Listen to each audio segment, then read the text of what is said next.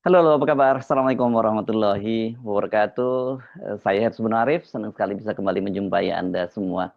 Dari Sumatera Barat, kita mendapat sebuah kabar yang cukup mengejutkan. Kaisang Pangarep, Ketua Umum Partai Solidaritas Indonesia itu menunjuk Taufikur Rahman, anak Gubernur Mahyeldi, itu menjadi Ketua Dewan Pimpinan Wilayah PSI Sumatera Barat. Itu saja sangat mengejutkan kabarnya. Kenapa? Karena Mahyeldi ini selain dia Gubernur Sumatera Barat dua periode yang diusung oleh PKS karena dia kader PKS, dia ini juga sebagai tokoh senior PKS ya. Padahal kita tahu selama ini hubungan antara PKS itu dengan Joko Widodo itu iya, secara ideologis kan memang terlihat sekali sangat berbeda. Kalau mungkin terlalu berlebihan kalau kita menyebutnya seperti minyak dengan air. Tapi fakta memang menunjukkan seperti itu. PKS tidak pernah bisa ketemu dengan Jokowi itu kecuali pada Pilkada Surakarta tahun 2010. Yakni ketika Jokowi itu maju menjadi calon wali kota Surakarta untuk yang kedua kalinya. Pada periode pertama pada Pilkada 2005 itu Jokowi hanya diusung oleh PDIP. Nah, baru kemudian 2010 PKS ikut mengusungnya. Setelah itu ya PKS nggak pernah bertemu dengan nggak pernah punya titik temu dengan eh, Joko Widodo ini di Pilkada Jakarta dan kemudian juga di eh, Pilpres sampai dua periode itu yakni ada Pilpres 2014 dan Pilpres 2019 posisi PKS itu selalu berseberangan dengan Joko Widodo. PKS pada waktu itu selalu mendukung Prabowo Subianto. Eh, tapi pada Pilpres 2024 yang lalu PKS itu berpisah jalan dengan Prabowo Subianto ya karena Prabowo Subianto kemudian berpasangan dengan Gibran Rakabuming. Kita tahu pada Pilpres 2024 kan PKS bersama dengan Nasdem dan kemudian PKB yang gabung belakangan menggantikan posisinya Demokrat itu mengusung pasangan Anies Baswedan Muhaimin Iskandar. Mereka kalah tapi kemudian ya atas nama mungkin persahabatan lama lah dengan Pak Prabowo gitu ya. PKS kemudian masuk ke dalam kabinetnya Prabowo. PKS nggak pernah menyebutnya sebagai mendukung kabinetnya Prabowo Gibran, tapi mendukung pemerintahannya Prabowo. Jadi dari situ saja kita melihat ya ini mungkin kalau kita gambarkan seperti minyak dengan air terlalu berlebihan, tapi tetap secara ideologis mereka ini nggak pernah punya titik temu. Jadi sangat menarik sekarang kalau kemudian ketika Jokowi itu lengser dari presiden dan dia ingin membesarkan PSI, all out turun langsung mengawal PSI, mengawal putranya, yakni Kaisang Pangarep yang jadi ketua umumnya. Nah, kemudian ada seorang putra gubernur dan itu tokoh dari PKS tiba-tiba menyeberang menjadi ketua DPW PSI Sumbar ya. Jadi bukan hanya menjadi kader, tapi dia menyeberang menjadi ketua DPW PSI Sumbar. Ini pasti PSI ini sengaja tuh masang itu ya karena lihat tentu saja yang dilihat apa yang dilihat adalah pengaruh bapaknya dong.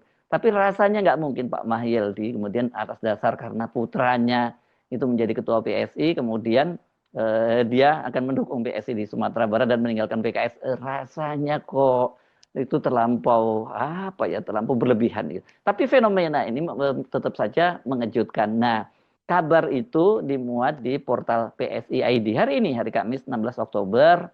Dan saya lihat banyak juga yang dimuat di berbagai portal berita nasional dan juga portal lokal Sumatera Barat. Misalnya antara lain saya lihat hariansinggalang.co.id. Ya memang ini secara nilai berita yang sangat menarik ya. Ditunjuknya Taufikur Rahman ini menjadi Ketua Dewan Pimpinan Wilayah PSI Sumatera Barat. Saya bacakan lengkap yang dimuat di portal psi.id. Partai Solidaritas Indonesia atau PSI menunjuk Taufikur Rahman, anak Gubernur Sumatera Barat Mahyeldi sebagai Ketua Dewan Pimpinan Wilayah DPW PSI Sumbar. Penetapan Taufik tersebut diumumkan pada Rabu 15 Oktober 2025 dalam konsolidasi DPW PSI di Jakarta. Pada hari yang sama, Taufikur Rahman juga mengunggah sebuah foto bersama Ketua Umum PSI Kaisang Pangarep dan Sekjen PSI Raja Juli Antoni. Ini maksudnya di media sosialnya ya saya kira. Mantan Ketua DPW PSI Sumatera Barat Sukmatri Anda Putra juga membenarkan penunjukan Taufikur Rahman sebagai Ketua DPW PSI Sumbar.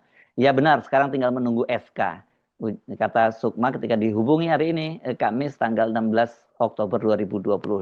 Taufikur Rahman merupakan anak keempat dari Mahyeldi, tokoh senior PKS yang kini menjabat sebagai Majelis Pertimbangan Wilayah PKS Sumatera Barat. Sebelumnya Mahyeldi pernah menjadi ketua DPW PKS Sumatera Barat. Ini tulisnya DPW PSI, salah ini ya, maksudnya PKS ya. Anaknya yang jadi, jangan buru-buru nih PSI, buru-buru aja Pak Mayeldi yang jadi ketua DPW PSI.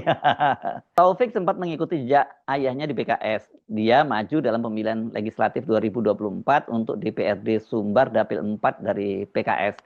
Namun dalam kontestasi tersebut dia belum berhasil meraih cukup suara. Nah, Sukma Triananda berharap dengan sosok anak muda pada Taufikur Rahman akan memperkuat PSI Sumbar, terutama secara elektoral. Harapannya nanti bisa memperkuat PSI dalam pileg yang akan datang. Sosok muda, namun itulah kekuatan dan semangatnya menyongsong Indonesia emas ke depannya, ujarnya, menambahkan. Oh, ini ada dikutipnya dari PSI, rupanya ada sumbernya. Sumbernya HTTPS Langgam ID. Oh, jadi dia mengunggah dari portal lain yang memberitakan soal ini gitu ya. Ini memang bahasanya bahasa orang ketiga ya, jadi bukan bahasa dari PSI. Tapi dengan dimuat di PSI ini kan ini adalah semacam konfirmasi, semacam ya berita resmi begitu ya. Manuver dari PSI ini sangat menarik ya. Kelihatannya memang mereka belakangan ini sedang bergerilya menarik sejumlah tokoh dari berbagai kader. Yang kemarin paling lama dibicarakan adalah masuknya mantan Wakil Ketua Umum Partai Nasdem, yakni Ahmad Ali yang menjadi Ketua Harian, dan juga ada tokoh yang lain dari PSI ini yang sampai sekarang masih ditunggu-tunggu. Kalau yang level lokal itu ada Bestari Barus, itu yang dari mantan anggota DPRD Jakarta dari Nasdem. Nah, kalau kita balik ke Sumatera Barat tadi, di Sumatera Barat itu kan terdapat 65 kursi ya untuk Provinsi Sumatera Barat.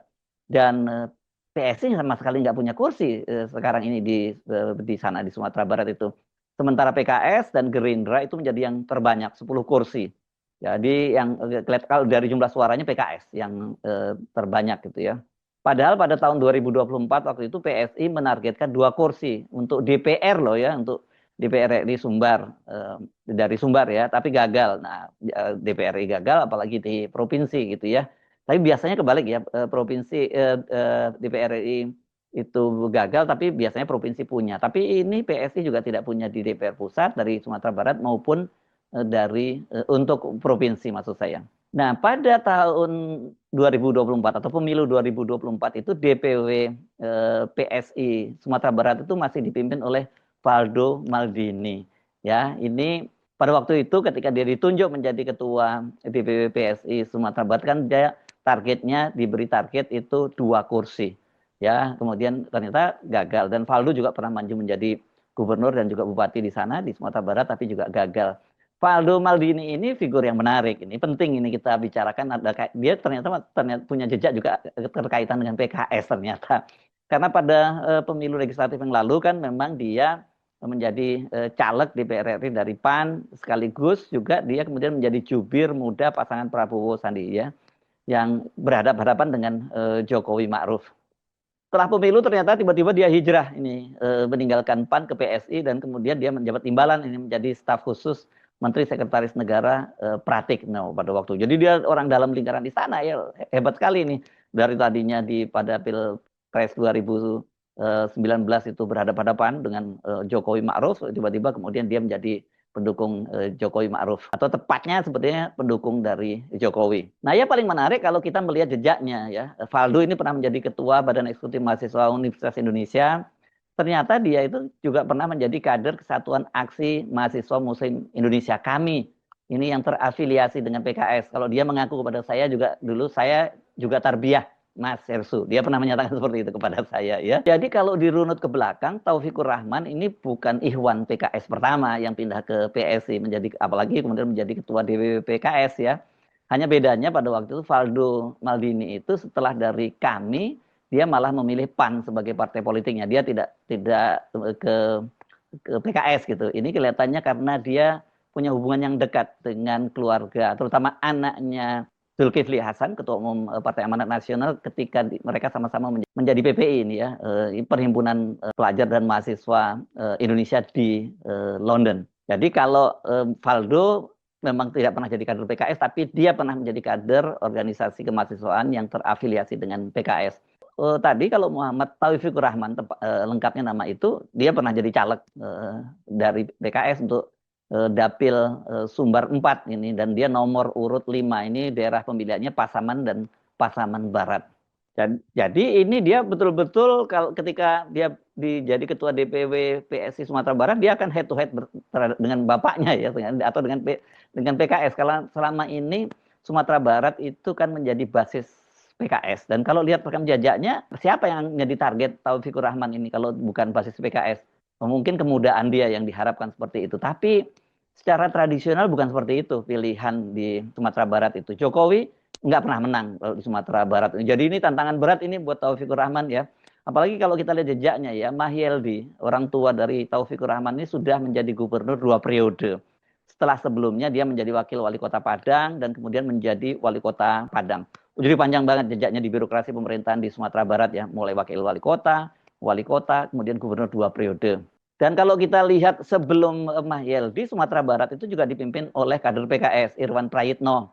Nah, ini dia selama 2 periode. Jadi dua orang sahabat sebenarnya sejak sekolah yang kemudian sama-sama menjadi gubernur, dan Irwan Prayitno digantikan oleh Mahyeldi. Nah, ini cerita dari Sumatera Barat ya, yang saya kira manuver PSI ini cukup menarik ya untuk di Sumatera Barat. Tapi sebelumnya sebenarnya PSI juga sudah melakukan manuver di Sulawesi Selatan. Itu pada bulan Juli lalu dia sudah membuat gebrakan juga di Sulawesi Selatan dengan mengangkat Muammar Ferry Rai Gandhi Rusdi. Ini anak dari Rusdi Mase.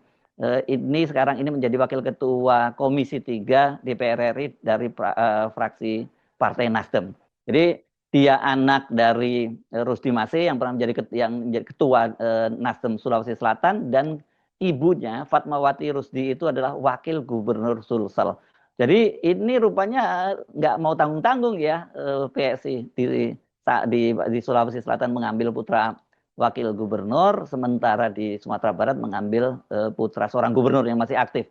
Tapi yang dilihat orang justru sebenarnya bukan soal Fatmawati Rusdi sebagai wakil gubernur Sulawesi Selatan, tapi Rusdi Mase ini. Karena Rusdi Mase ini pernah mencatat prestasi ketika dia menjadi ketua Nasdem Sulawesi Selatan itu mengalahkan Golkar dan menjadi fraksi terbesar di DPRD Nasdem. Jadi rekam jejaknya cukup mantap ini, dan kelihatannya PSI mengincar itu ya, mengincar basis suara dari Rusdi Mase. Kenapa? Karena bukan hanya Muammar Ferry Gandhi, anaknya Rusdi Mase yang ditarget, tapi juga Rusdi Mase-nya. Pada waktu itu disebutkan bahwa Rusdi Mase ini menjelang pengumuman pada waktu itu disebutkan dia akan menjadi wakil ketua umum gitu ya.